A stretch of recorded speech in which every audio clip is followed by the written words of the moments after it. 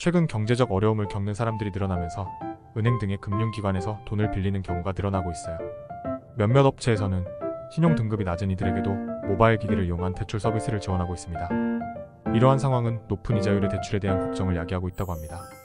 금융감독원은 미등록 업체에서의 대출 이용 시 각별한 주의가 필요하다고 거듭 당부했어요. 신분증을 위변조하여 본인임을 확인하는 것은 불법 금융 거래 행위에 해당될 수 있음을 추가로 안내했어요. 해당 서비스를 활용할 시에는 사업자 등록번호와 오류 메시지 항목을 필수적으로 체크해야 한다고 언급하였습니다. 모바일 상품권을 활용하면 한도 설정 및 차단 방법을 명확하게 파악할 수 있고, 이를 통해 소액결제정 현금화 서비스를 더욱 안전하게 이용 가능하다고 강조했어요.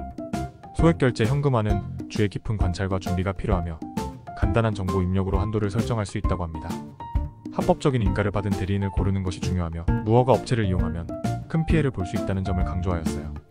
그러므로 제대로 된 검토를 통해 한계 설정과 차단 과정을 명확하게 실행해야 한다는 점을 강조하였습니다.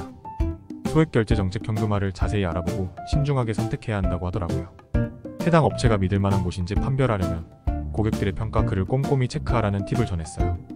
모바일 기기를 이용할 때도 그에 따른 제약 사항이나 제한 조치들을 보다 명확히 파악해야 한다고 언급했죠.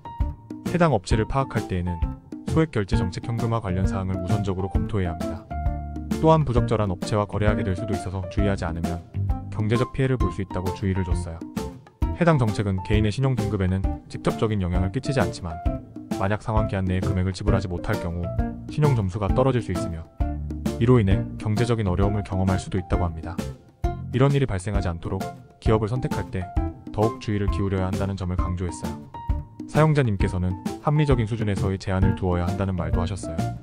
소액결제의 이점 중 하나는 스마트폰만 있으면 가능하다는 점이에요.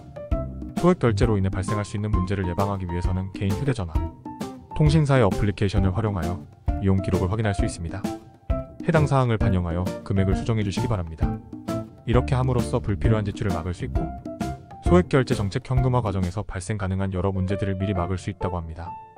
결제 내역을 조회할 때는 개인정보 보호에 유의해야 하며 법적으로 정해진 최고 이자율을 초과하는 거래는 불법으로 처리될 수 있습니다. 그러면서 환불 요청도 할 수 있다고 추가로 말했어요. 고객들은 결제 중 일어날 수 있는 이슈들을 명확히 파악해야 한다는 점을 강조했다고 해요. 폴리뱅크를 방문해 주신다면 정책에 상관없이 즉시 현금화를 도와드리겠습니다.